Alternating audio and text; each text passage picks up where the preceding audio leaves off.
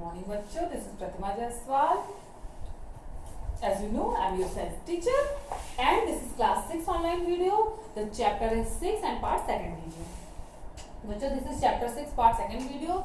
Chapter 6, our chapter 6 name is change around us. Means कि हमने जो है इसका फर्स्ट वीडियो आपको पोस्ट किया जा चुका है, जिसमें हमने चेंजेस के बारे में पढ़ा था, इरिवर्सिबल चेंजेस, फिजिकल चेंजेस और रिवर्सिबल चेंजेस, सब के बारे में पढ़ा था।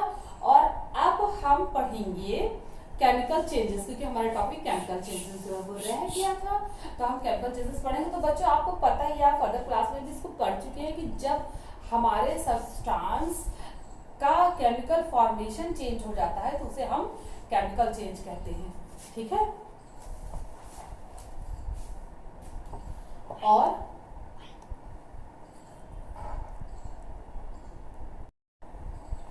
तो बच्चों, हमने फिजिकल चेंज के बारे में पढ़ा, इरिवर्सिबल चेंज के बारे में पढ़ा। अब आज की वीडियो में हम पढ़ेंगे केमिकल चेंजेस। ठीक है। तो chemical changes are changes in which new substance are form.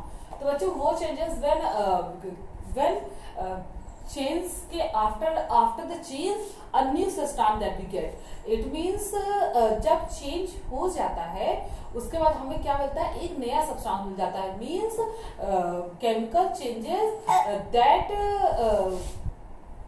that produce a new substance, या when a new substance are formed that is called chemical change.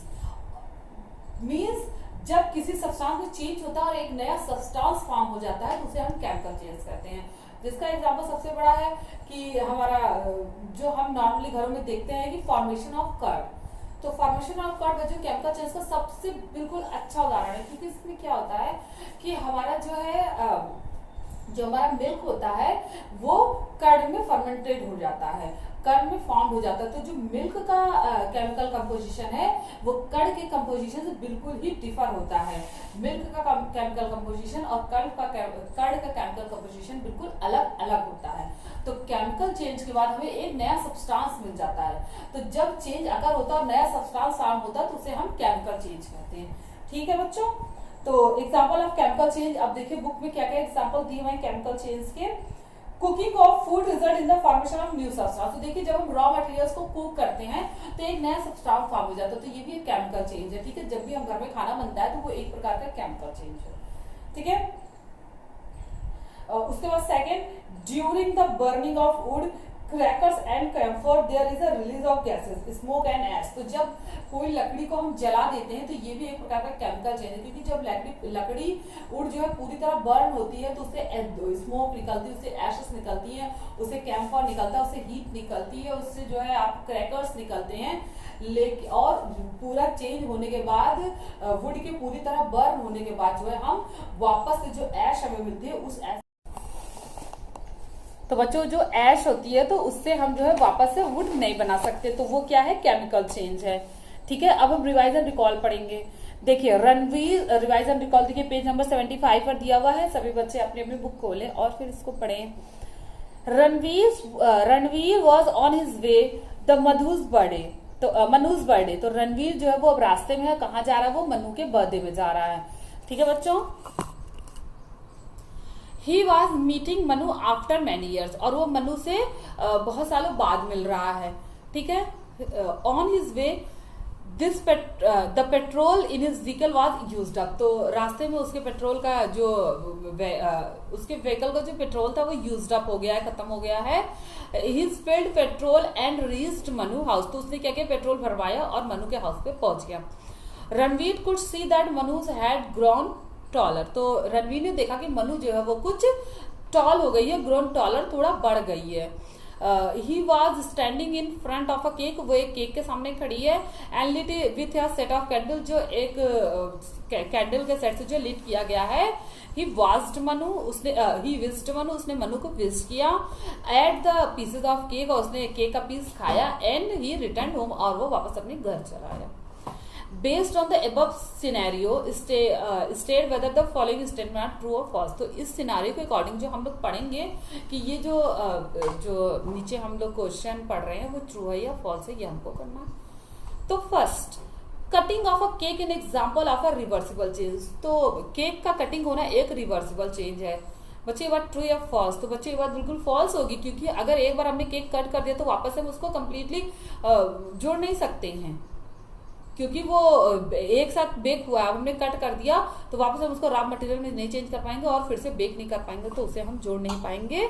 तो इसलिए ये जो है फॉल्स है फर्स्ट लाइन। और second line, burning of candles on the cake in example of chemical change. तो जो केक के ऊपर जो कैंडल बर्न हो रहा है वो फिजिकल चेंज का केमिकल चेंज का एग्जाम्पल है। तो ये बात बिल्कुल बिल्कुल सही है, क्योंकि कैंडल का जलना एक केमिकल चेंज है, तो हम सेकंड वाला ट्रू लगाएंगे। Third, Manu having grown taller in a reversible change. जो मनु जो लंबी हुई है, जो ग्रोन टॉलर हुई है, तो वो एक प्रकार का रिवर्सिबल चेंज है। तो ये बात बिल्कुल गलत है बच्चों, कि जब कोई ह्यूमन या कोई प्लांट बढ़ जाता है तो हम उसको वापस छोटा नहीं कर सकते हैं।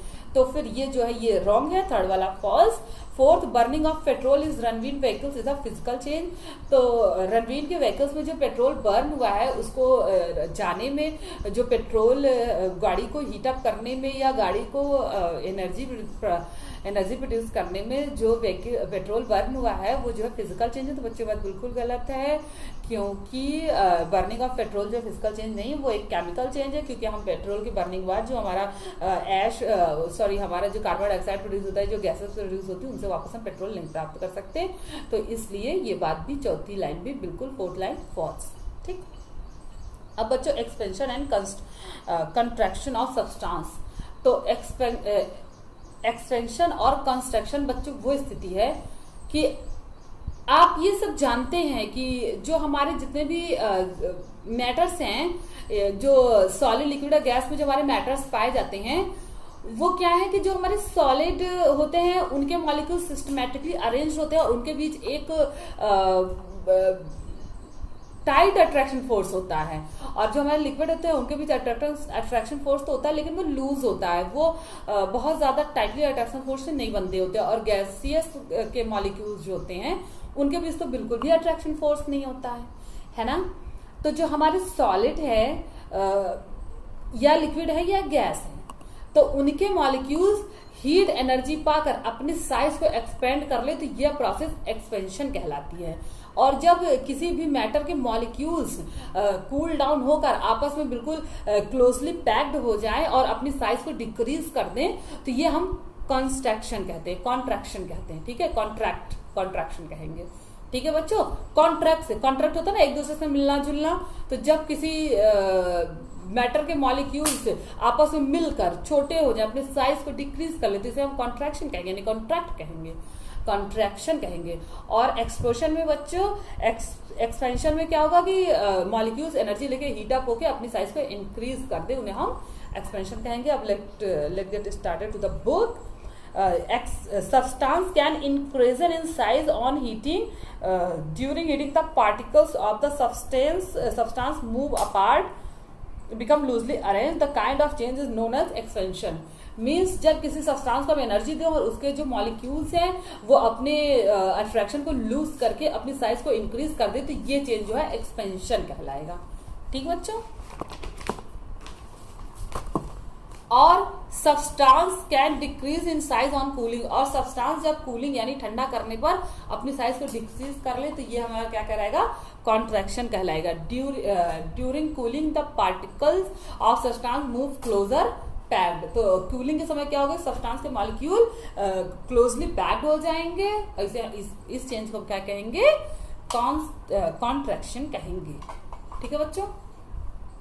अब देखिए, सॉलिड की जो तीनों मैटर के जो तीनों स्टेट है, सॉलिड, लिक्विड और गैस, तो उनमें एक्सपेंशन और कॉन्ट्रैक्शन कैसे होता है। तो देखिए, सॉलिड में एक्सपेंशन, सॉलिड में लीस्ट एक्सपेंशन होता है, बहुत ज्यादा एक्सपेंशन नहीं होता है। सॉलिड मॉलिक्यूल्स हीट अप होकर अपनी साइज को बहुत ज्यादा इंक्रीज नहीं करते हैं। तो आयरन टूल्स, जैसे आयरन टूल से हम उनको क्या करते हैं, हीट अप करेंगे तो वो बहुत ज्यादा अपनी साइज को इंक्रीज नहीं करेंगे।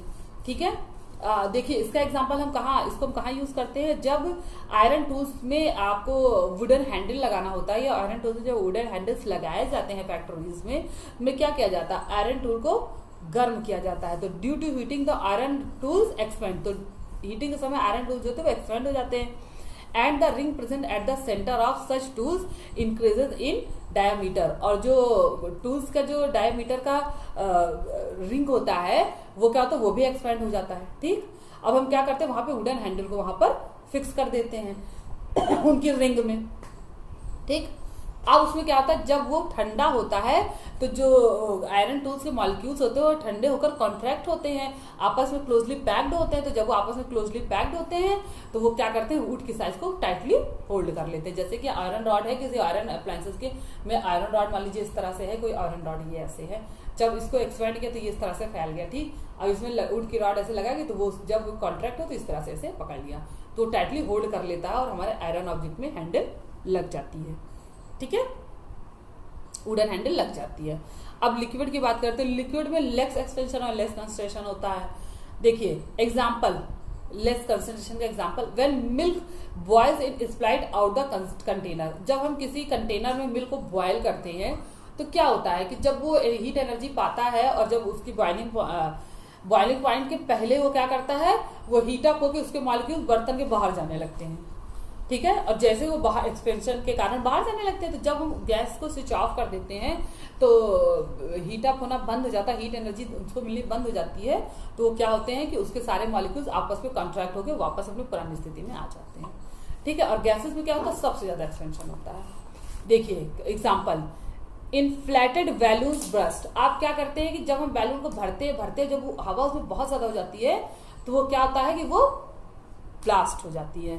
तो उसमें क्या होता है कि एक जो बैलून के मॉलिक्यूल्स एक्सपेंशन के द्वारा अपनी साइज को इंक्रीज करते हैं।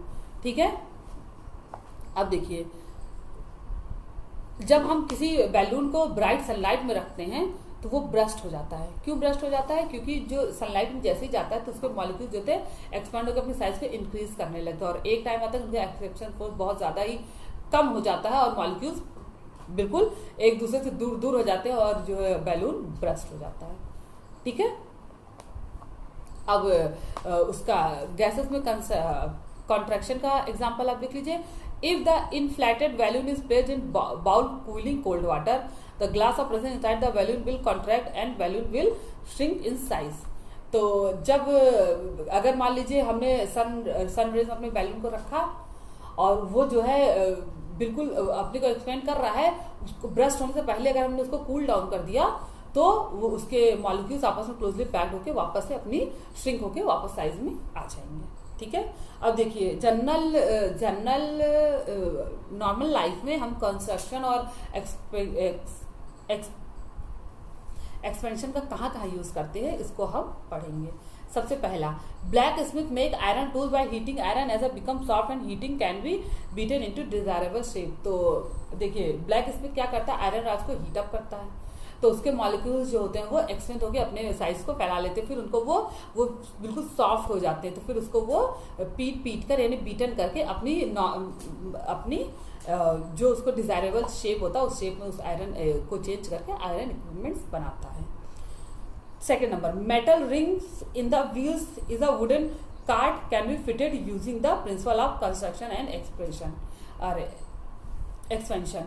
देखिए जो हमारा व्हील्स होती हैं उनमें क्या होता है कि वुडन कार्ड पर जो है मेटल आयरन की पूरी कवर चढ़ी होती है, एक गोल रिंग चढ़ा होता है। तो बच्चों इसमें एक्सपेंशन और कंस्ट्रक्शन का यूज होता है। क्या करते हैं, रिम को जो होती है, जो लोहे की रिम होती है, आयरन रिम होती है, उसको हीट अप करते हैं। हीट अप करने से क्या होता है, वो सॉफ्ट हो जाती है और उसमें एक्सपेंशन आ जाता है, वो बढ़ सकती है।